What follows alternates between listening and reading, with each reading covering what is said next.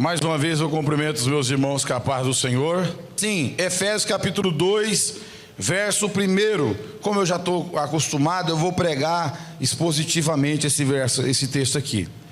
Ele vos concedeu a vida, estando vós mortos nas vossas transgressões e pecados. Queridos irmãos, preste bem atenção nesse primeiro verso que o apóstolo Paulo, inspirado pelo Espírito Santo de Deus, enviando essa carta aos irmãos em Éfeso.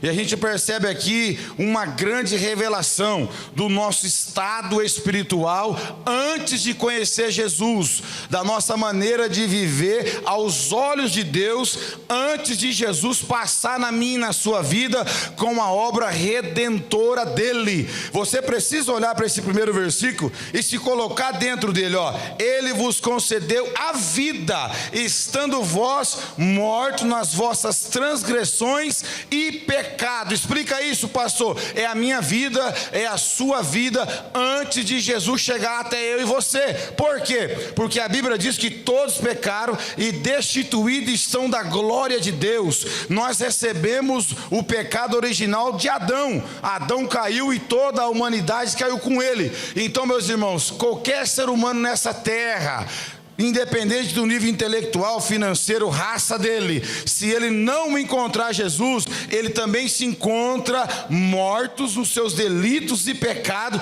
pela natureza adâmica. Tem que encontrar Jesus para que esse versículo também aconteça na vida dele, porque Paulo está dizendo, ó, ele vos concedeu a vida, estando vós mortos nas vossas transgressões e pecado. Ou seja, eu e você estava morto diante de Deus. Pastor, mas eu estava respirando e comendo fisicamente, mas espiritualmente a humanidade sem Jesus está morta. O homem sem Jesus, ele já está condenado. O próprio evangelho fala isso: ide e pregai o evangelho a toda criatura. Quem crê e for batizado será salvo. Quem não crê já está condenado, mesmo vivo. Porque aos olhos de Deus, se o Espírito Santo e Jesus não fizerem em nós a obra redentora, nós também estamos presos nos nossos delitos e pecados. Mas o apóstolo Paulo, escrevendo aquela igreja, essa carta inspirada por Deus, ele está concedendo uma grande vitória. Ele vos concedeu vida. Por isso, quando você chega na igreja, você tem que chegar aqui agradecido, porque você estava morto, mas a graça de Deus, a bondade de Deus te transportou das trevas para a maravilhosa luz. Quando você entende que você estava morto, irmão, você tem que agradecer quem te deu vida. Você tem que adorar e servir a quem te deu vida, porque não havia esperança para mim e para você. Se Jesus não entrar na minha e na sua vida, não tem esperança para nós. É por isso que ele merece o nosso louvor, a nossa adoração, porque nós estávamos mortos nos nossos delitos e pecados. Não tinha nenhuma condição de Deus nos trazer de volta se Jesus não passar na nossa vida. Mas o apóstolo Paulo está falando, ele vos concedeu vida. Olha para o teu irmão e fala, Jesus te concedeu vida. Você estava morto, viu? Você estava morto. Nós estávamos caídos, nós estávamos sem esperança, sem vida, mas ele nos concedeu vida. É por isso que a igreja, meus irmãos, quando ela reconhece isso, ela glorifica e ela cumpre o seu papel aqui na terra, porque ela sabe que se não fosse a graça de Jesus, eu e você estava no mesmo contexto da sociedade aí fora. Tem um monte de gente aí que está andando nos carros, estão se alimentando agora nas praças de alimentações, estão dando prosseguimento na sua vida humana, mas eles estão mortos espiritualmente. Eles não podem morrer agora. Eles estão longe da salvação de Jesus. Ah, pastor, mas mora no condomínio, anda num bom carro, é um funcionário público, é um empresário. E daí, irmãos? Todos pecaram e destituídos estão da glória de Deus. Mas eu e você, como igreja, recebemos a vida, e nós temos que glorificar a Deus por isso. Quando o crente entende isso, eu estava morto. Eu fiquei pensando nisso aí hoje, e eu fiquei vendo aquelas pessoas que tiveram o privilégio de reviver, humanamente falando. Jesus ressuscitou, que a Bíblia fala, 3 pessoas: a filha de Jairo com 12 anos, que já havia morta; o filho da viúva de Naim, que já estava de caminho ao sepultamento; e o Lázaro, que era o que estava com o estado mais avançado. já cheirava mal, com 4 dias de sepultado. E Jesus chega lá e dá vida para eles. Imagine eles, humanamente falando, quando eles entendem que eles saíram daquela tumba fria e voltaram para o convívio familiar, a alegria deles, irmãos. Imagine a pessoa que entendeu que ela morreu, que ela já tinha descido a tumba fria, e ela poder voltar, abraçar o pai, a mãe. Eles tiveram esse privilégio, esses 3, fora os outros que a Bíblia não menciona, porque foram muitos milagres de Jesus, mas o que a Bíblia vem dizer é esses 3, que eu fiz questão de analisar a alegria deles de poder voltar, e ver o filho, quem tinha filho, em ver o pai, quem tinha pai, mãe, família, e voltar a viver mais um tempo. Imagine a gratidão dessas pessoas que já haviam sido separadas do seu convívio familiar para sempre, e eles voltaram a ter mais um tempo de vida e viver com a sua família. A alegria deles, a alegria e o agradecimento a esse Jesus poderoso. Agora imagine eu e você. Jesus não só nos deu uma vida humana de algum tempo aqui, o apóstolo Paulo está falando que ele nos deu vida, é vida eterna. Ele nos concedeu uma vida eterna plena com Deus para toda a eternidade. Então, se aqueles que tiveram a oportunidade de voltar a viver, humanamente falando, e já eram agradecidos, e já eram felizes pela segunda oportunidade, imagine eu e você, irmão. O inferno nos aguardava pelos nossos pecados, pela nossa ignorância, pela forma que a gente foi criado já desde que o homem caiu e pecou. Todos já nascem com a natureza pecaminosa, até essa criança linda que vem nos nossos colos aqui, e é uma delícia, eles vêm aqui pegando a nossa perna, é uma delícia ser pai. E a gente olha para eles já têm a natureza pecaminosa, está no período da inocência, mas já está neles também o pecado. É por isso que Jesus, através do apóstolo Paulo, está falando comigo você. E ele vos concedeu a vida, estando vós mortos nas vossas transgressão e pecado. Verso 2: nos quais andaste no passado, conforme o curso desse sistema mundial, de acordo com o príncipe do poder do ar, o espírito que agora está atuando nos que vivem na desobediência. Olha que palavra séria que o apóstolo Paulo estava dizendo, que nós estávamos presos nesse sistema, governado por maligno. A Bíblia chama ele de diabo, adversário, dragão e vários outros nomes. É ele que governa todas essas coisas. O mundo do pecado está na mão de Satanás. É por isso que a Bíblia fala: o mundo jaz no maligno. A igreja não pertence para ele, mas as pessoas que não têm Jesus, as pessoas que não receberam a vida eterna pela obra expiatória de Jesus, está presa neste mundo, e eles não conseguem ter vida. Pastor, mas eu estou vendo eles viver, eles vão para o churrasco, fazem festa. Enxerga as coisas um pouquinho com o lado espiritual, meu filho.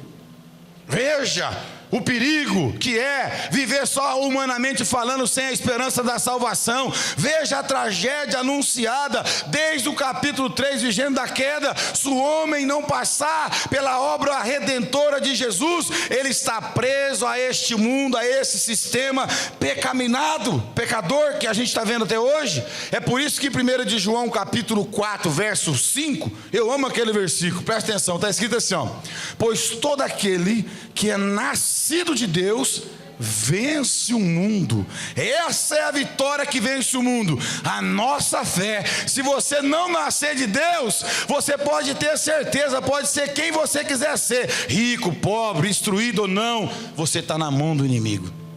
O diabo manobra essa sociedade. A sociedade sem Jesus, o apóstolo Paulo falou, vou repetir o verso, está na tela, verso 2: nos quais andaste no passado. Ele está colocando um verbo passado porque ele está falando com a igreja. Essa palavra para mim e para você vai nos reportar como a gente era, como a gente estava perdido, como a gente estava no rumo errado, mas Deus nos alcançou. Nos quais andaste no passado, conforme o curso desse sistema mundial. Ele não falou só geograficamente do lugar que ele estava, não. Satanás, irmãos, a Bíblia fala que ele habita nas regiões celestiais. Existem principados e dominadores. É o mundo sem Jesus. Quem domina é o diabo. Ah, mas pastor, são tudo um povo alemão dos olhos verdes, é o diabo domina também. Ah, mas é na África, lá um povo preto, o diabo também domina. Se não tiver Jesus, o ser humano está cego nos seus delitos e pecado, preso a esse sistema. Por isso que a igreja tem que amar a Deus. Eu fiquei pensando quanto Deus me amou. Que presente foi esse de eu ser salvo, de eu entender a obra da salvação, de eu estar na igreja, fazer parte do corpo de Cristo e agradecer que esse verbo aqui está no passado, não mais está hoje em atuação na minha vida e na vida dos senhores aqui, que é a igreja. Quem é a igreja? Isso aqui está no passado, porque não pertence para nós. Percebe que o apóstolo Paulo fala isso, ó, nos quais andaste no passado, conforme o curso deste sistema mundial, de acordo com o príncipe do poder do ar, de acordo com a vontade do diabo. Irmãos, olha para você, há 10, 15, 20, eu não sei quanto tempo você se converteu. Você fazia tudo que o diabo queria. Ele conduzia a sua vida. Você muitas vezes não queria nem fazer, mas ele te enganava, que ele é o príncipe deste mundo. Ele é ludibriador. Não tem ninguém nessa terra que engana mais que o diabo. Ele tem tanta habilidade, dobra a sua atenção. Ele tem tanta habilidade que no dia que houve a rebelião lá, ele trouxe 1/4 dos anjos, que já foi feito com a matéria de cima, que conhecia o céu, que conhecia Deus, mas foi convencido por ele. Ele não foi lá e também não acabou com o jardim do Éden, irmão? O casal perfeito, não tinha pecado, Deus estabeleceu uma comunhão tremenda, e ele não foi lá, também não conseguiu enganar. E o apóstolo Paulo está falando, mas nós que somos igreja, não somos mais enganados. Nós que somos igreja, não estamos mais presos a esse príncipe deste mundo. Nós não pertencemos mais a este mundo. É por isso que o crente tem que se posicionar. Se você entende que você não está preso mais às práticas do Deus desse século, então seja igreja. Mostre as características que você foi encontrado por Jesus, e Ele mudou a tua vida, Ele mudou o teu caráter, porque o apóstolo Paulo está dizendo para aquela igreja. E aí ele fala assim, ó, o Espírito que agora está atuando, não parou de atuar, irmão. É por isso que a gente vê pessoas da nossa família fumando, bebendo, escravizado na idolatria, na mentira, no pecado, no engano. Você não está, mas alguém que você ama está. Aí você percebe a diferença, porque você consegue falar não, você consegue andar na luz, mas tem pessoas que nós amamos que estão andando nas trevas, e a gente vê a diferença, porque o príncipe desse mundo governa a vida deles. Quem está me ouvindo? E eu me lembro também quando ele governava a minha vida, era cego, não conseguia enxergar as coisas de Deus, mas quando o Senhor Jesus entra na minha, na tua vida, a gente começa a enxergar a astúcia cilada de Satanás para nos enganar, para nos afastar de Deus. E o apóstolo Paulo continua falando que ele continua atuando. E eu te pergunto, Satanás está atuando agora, irmão? Tá. Tem gente agora se prostituindo, tem gente agora roubando, tem gente agora se drogando, tem gente agora cometendo um monte de iniquidade. Mas quem é o chefe de toda essa organização? Satanás. Ele coloca espíritos enganadores, e a gente ora, a gente aconselha, a gente cata no colo, a gente tenta fazer de tudo para ajudar as pessoas que nós amamos, mas se eles não se libertar, o diabo não solta a vida deles. Se eles não colocar o leão da tribo de Judá dentro da vida deles, o diabo não respeita. Por que o diabo não consegue enganar a verdadeira igreja? Porque quando ele chega perto de mim e de você, ele é obrigado a olhar e ver o leão da tribo de Judá na minha e na sua vida. Então em nós ele não tem influência. A igreja não é influenciada por este mundo. Quem está me ouvindo? Se você for igreja, irmão, você vive diferente. Eu não estou dizendo ser um santarrão, um hipócrita, não. Eu estou dizendo ser alguém diferente, que não se contamina, que não ama as coisas deste mundo, porque você já não está mais preso a esse passado. E ele continua falando aqui, ó, o Espírito que agora está atuando nos que vivem, olha a palavra que aparece aí, desobediência. Sabe por que tem um monte de gente sofrendo? Porque eles não querem sentar na cadeira como eu e você senta para vir adorar a Deus. Eles querem vir ver no segundo curso da sua vida, na desobediência. São pessoas que já ouviram a palavra, são pessoas que já frequentaram a igreja, mas eles preferem continuar na desobediência. O diabo só tem legalidade para trabalhar na vida de desobediente.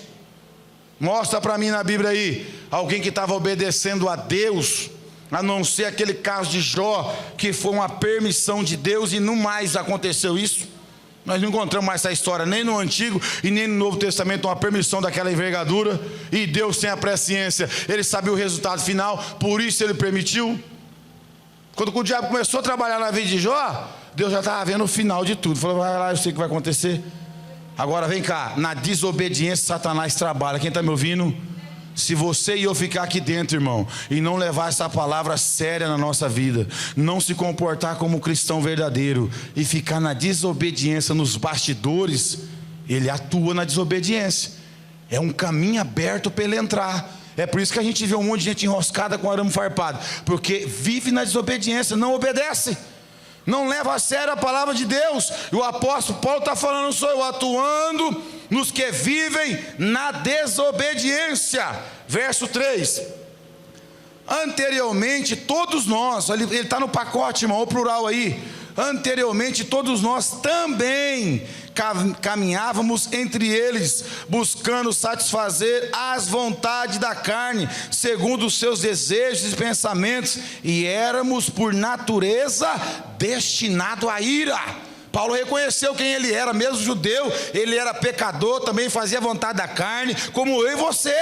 E até hoje, se eu e você vacilar, nós fazemos a vontade da carne. Irmão, se o Espírito Santo me ajudar, a minha carne me mata. Se a palavra de Deus não estiver no meu coração, presbítero Adriano, a minha carne vai me levar para um lugar terrível. Ela vai me afundar, ela vai me destruir. É por isso que ele está reconhecendo que ele também estava nessa condição. É tão bonito isso aí. Ele sendo um escritor, sendo um homem cheio do Espírito Santo, ele não se isentou dessa situação, ele se colocou no pacote. Nós, veja bem, anteriormente todos nós também caminhávamos entre eles, olha lá, entre eles lá fora no mundo, buscando satisfazer as vontades da carne, segundo os seus desejos, pensamentos. Éramos por natureza destinados à ira. Irmão, essas pessoas que estão fazendo o que quer aí fora, parece que eles estão tendo vantagem, não é? Você vem para a igreja, traz sua família para a igreja, tem compromisso, não vive como eles vivem, tudo sem compromisso. Parece que eles estão tendo vantagem. Olha o que o texto está falando aí. Estão destinados à ira. Se eles não mudar de vida, está na Bíblia, eu tenho que pregar o que está na Bíblia, ué. Se não mudar de vida, se não aceitar Jesus como Salvador, o apóstolo Paulo está dizendo que essa ira era para ele também, era para mim também, mas graças a Deus, a graça de Deus nos alcançou. É por isso que eu amo ser crente, é por isso que eu amo ser a pessoa que eu sou hoje, está aqui nesse altar pregando a palavra de Deus, porque eu sei, se Jesus não tivesse passado na minha vida, eu estava perdido. Tem mais alguém assim que se considera? Se Jesus não tivesse sentado na tua vida, não sentava, meu filho? Você acha que você estaria aqui na igreja, irmã? Ô queridão, você acha que você estaria com a sua esposa aí? Será que você teria essa família que você tem hoje? Se Jesus não entra para mudar o curso que você vivia, a forma que você levava a vida? Mas o apóstolo Paulo fala que Deus nos tirou disso. Verso 4. No entanto, ó que coisa linda. Ó, começou a ficar bom o texto agora, irmão. Só foi pancada agora. Olha o verso 4.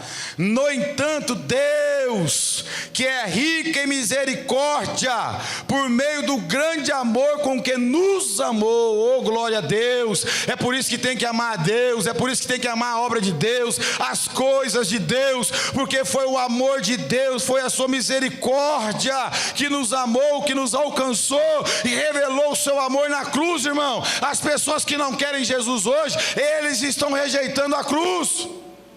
A cruz foi revelada para toda a humanidade, em qualquer lugar do mundo, raro algumas exceções. Tem alguém ali representando a obra que Jesus fez na cruz do Calvário, representando o amor de Deus. Tem muita gente que não quer ouvir, tem muita gente que está tampando os ouvidos, mas olha que lindo isso aqui, ele falando, o apóstolo Paulo. No entanto, Deus, que é rico em misericórdia. Você já louvou a Deus pela misericórdia dele na tua vida, irmão? Você era ruim, você era uma pessoa ruim. Deus que deu livramento para você não ter matado alguém. Foi Deus que deu livramento para você não ter feito coisas piores. Porque eu e você era ruim pela nossa natureza, mas o amor de Deus que é rico e a sua misericórdia com um grande amor que nos amou. Ele nos amou, por isso nós estamos aqui. Você não está aqui hoje, Márcio, com essa perna cruzada, com a Bíblia na sua perna aí, porque você é muito especial, não, porque foi o amor de Deus. O amor de Deus foi lá, porque não tem mérito no Cid, no Marcelo, nem nenhum de nós aqui. Foi o amor de Deus que nos alcançou, nos livrou da ira. É por isso que quando você vê um crente com força no reino, ele está dizendo: eu estou fazendo porque ele me amou primeiro. Está escrito na Bíblia, ele nos amou primeiro. Foi ele que começou a obra na minha e na tua vida. Por isso temos que ter gratidão, irmão. Eu não entendo algumas pessoas que conhecem o amor de Deus e não têm força para fazer nada. E eu tenho hora que eu fico com dúvida se conhece o amor de Deus de verdade. Porque eu peguei hoje em lágrimas, sozinho, estudando isso aqui, vendo-se um pouco. Ele foi no passado aqui, o apóstolo Paulo, você prestou atenção? Eu voltei lá no passado e falei: meu Deus, tinha uma vida tão miserável. Fumei crack também, irmãos. Eu andava descalço na rua também. Pesei 33 quilos por causa do engano de Satanás na minha vida. E eu peguei chorando na minha mesa, estudando hoje. Falei: Senhor, o que o Senhor fez na minha vida? O Senhor me amou tanto. O que eu fizer na tua obra não vai chegar aos pés do amor que o Senhor me revelou, da forma que o Senhor mudou minha vida. E eu fiquei aqui nesse versículo, está aqui, ó, os obreiros podem ver, eu grifei ele de caneta lá, ó. Eu não aguentei olhar para esse versículo aqui. No entanto, Deus, que é rico em misericórdia, por meio do seu grande amor que nos amou, deu, olha só o verso 5, deu-nos o que? A vida com Cristo, estando ainda mortos em nossos pecados. Portanto, pela graça sois salvos. Então quer dizer que eu estava fedendo, que eu estava longe, que não tinha saída para mim, mas em Cristo Deus me deu vida, em Cristo Deus me deu a ressurreição espiritual para mim e para você. É por isso que eu venho para a igreja e glorifico e bendizo o seu santo nome. Só Ele podia fazer essa obra, irmãos. Aí eu te pergunto, por que não amar a Deus? Por que trocar a Deus por tudo? Troca a Deus pela namorada, troca a Deus pelo emprego, troca a Deus por um momento de pecado. Substitui aquele que fez tudo. Ele fez tudo, pastor Cid. Eu só preciso da manutenção, eu só preciso obedecer e caminhar. O caminho já está pavimentado. O próprio Jesus veio aqui e ele falou: eu sou o caminho, a verdade e a vida, ninguém vem ao Pai a não ser por mim. O caminho já foi pavimentado. Amém, irmãos? Vê se, Marisa, vê se para ficar um só lá fora. A Bíblia fala que ficarão de fora os cães, os feiticeiros, entendeu? Se não for a pessoa que estiver trabalhando lá fora, ficar fora assim é gente que não gosta da palavra. Quem está me ouvindo? Verso de número 6. Deus nos ressuscitou com Cristo, irmão. Você parou para pensar isso?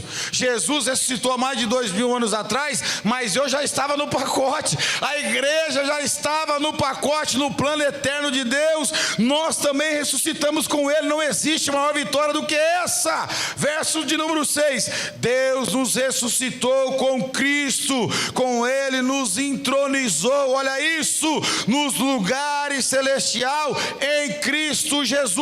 Cada crente salvo, cada crente que ama a Deus, ele está posicionado no mundo espiritual com autoridade e poder. Quem está me ouvindo aqui? Se você saber quem você é, se você entender que você é filho, se você entender que você ressuscitou com Jesus, que Jesus não ressuscitou sozinho, mas Ele ressuscitou todo aquele que nele crê, todo aquele que tem esperança nele, ressuscitou com Ele. Está escrito aí que nós estamos posicionados no lugar celestial. É por isso que na oração aqui que o pastor Cid falou, vamos orar pela Ucrânia, vamos orar pelo... Aí os irmãos começou todo mundo a apresentar. Por quê? Porque nós temos uma posição no mundo espiritual e estamos cheios de poder e autoridade que foi dada para mim e para você. Quem não usa perde, mas quem usa glorifica e ganha, porque quem nos posicionou foi o próprio Deus. Eu vou ler de novo.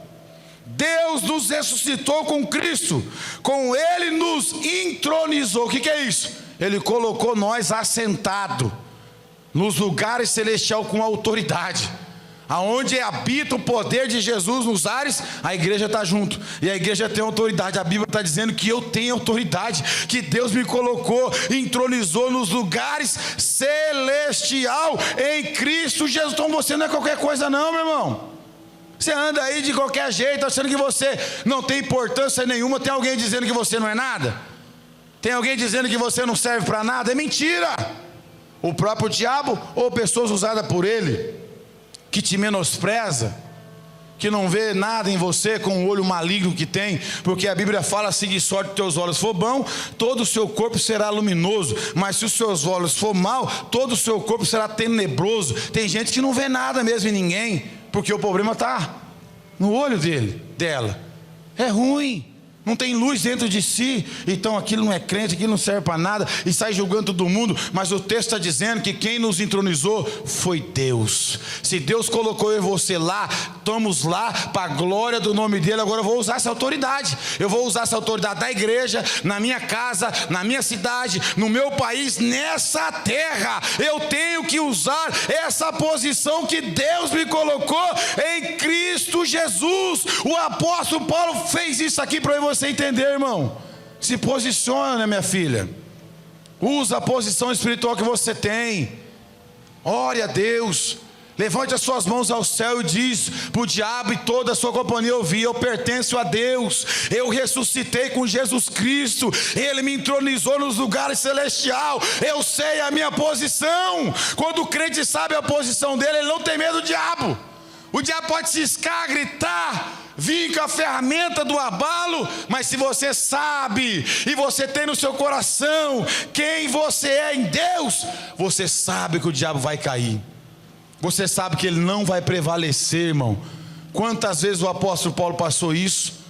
Açoites, prisões, necessidade, o diabo usando pessoas para tentar parar ele, para tentar parar a obra que Deus tinha na vida dele, mas ele sabia que ele estava posicionado nos lugares celestiais. Ele foi até o final, ninguém parou ele. Agora tem um monte de crente parado, desistiram da chamada, da família, do ministério, de ser crente, porque caiu na artimanha do diabo que você não é nada, que você não tem posição. Mas é mentira. Você está posicionado. Você é crente?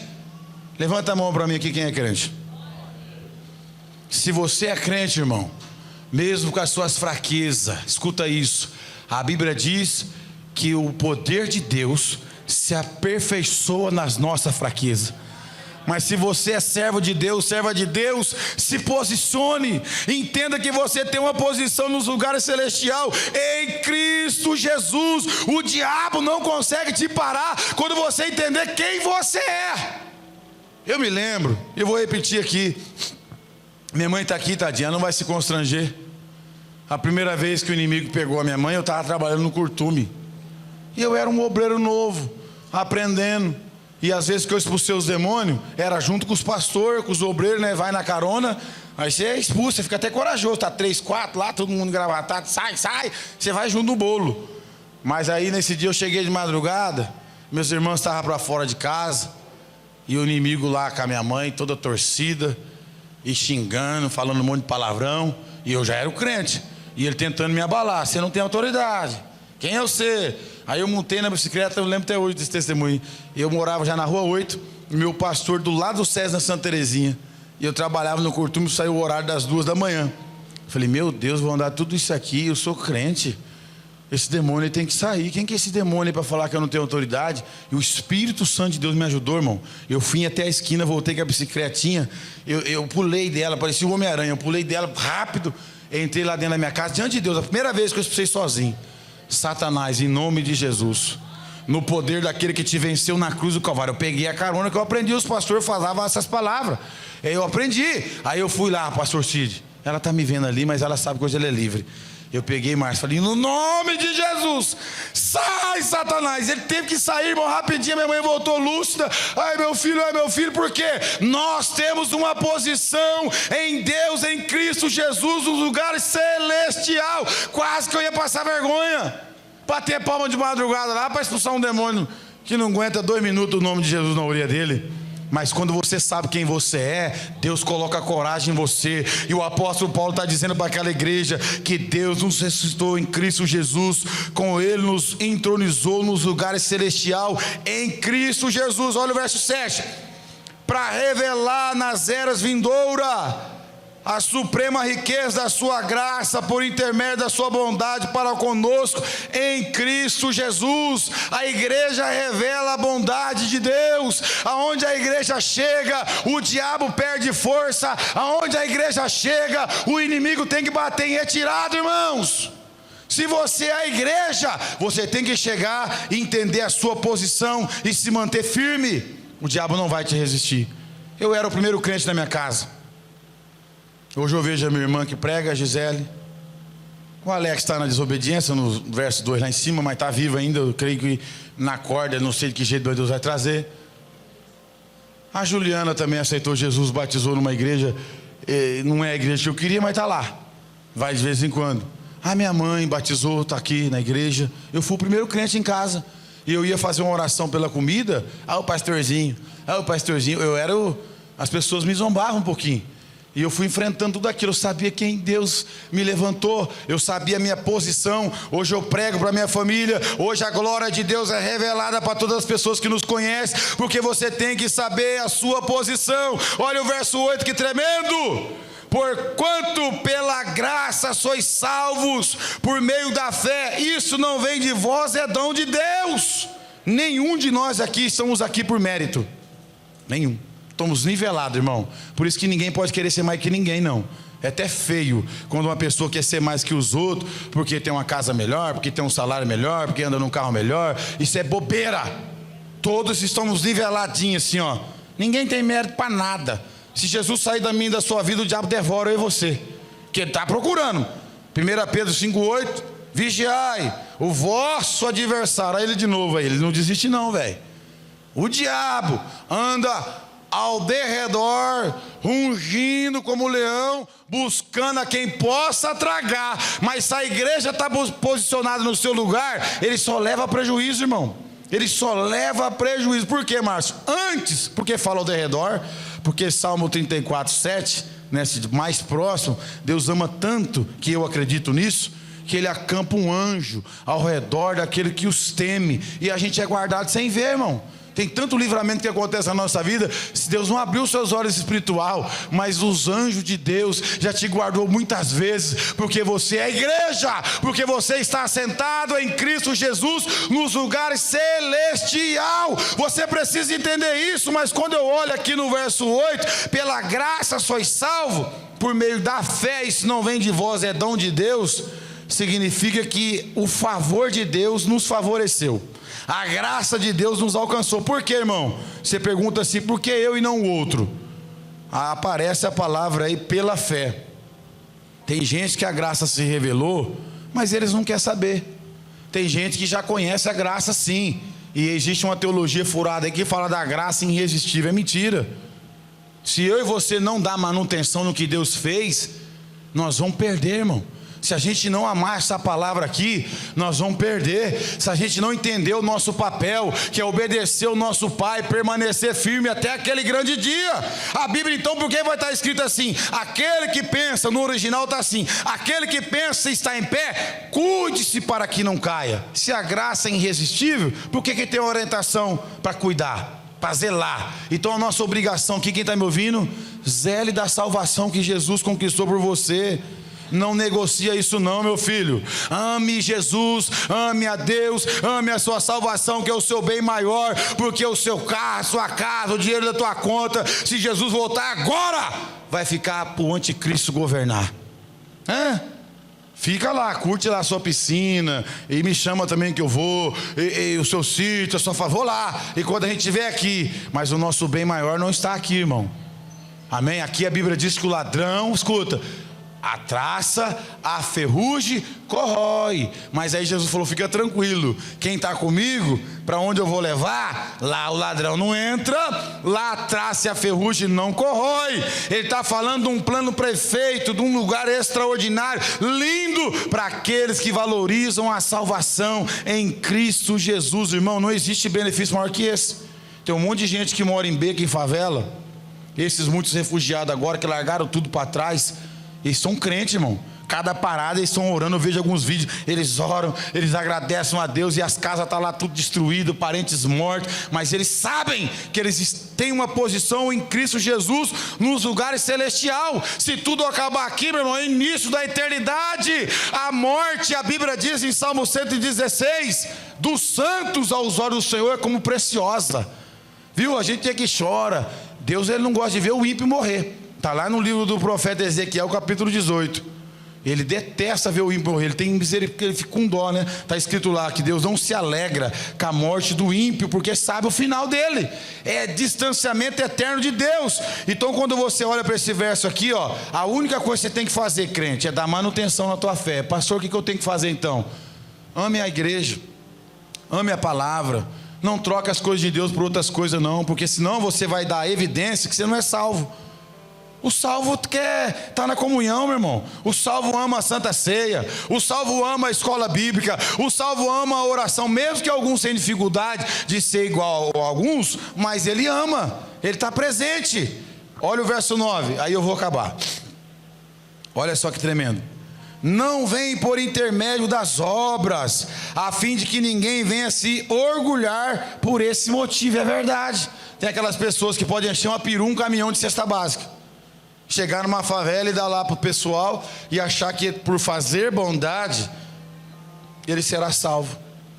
Não, meu filho, não tem mérito nenhum em mim e em você, viu? Tem muita gente aí, algumas religiões enganadas, que não quer nada com Jesus, mas quer com a cesta básica. Tem gente aí que não quer nada com o Filho de Deus, mas quer com o ser humano. Aí ele vai lá e ajuda, e levanta, corta cabelo, faz barba, vai no hospital, leva mantimento, mas isso aí não salva. Isso é uma boa ação, reflete sim o amor ao próximo, mas isso não salva. Agora o crente salvo, presta atenção, o crente salvo, ele não é salvo pelas obras, mas as obras aparecem na vida dele. Quem está me ouvindo?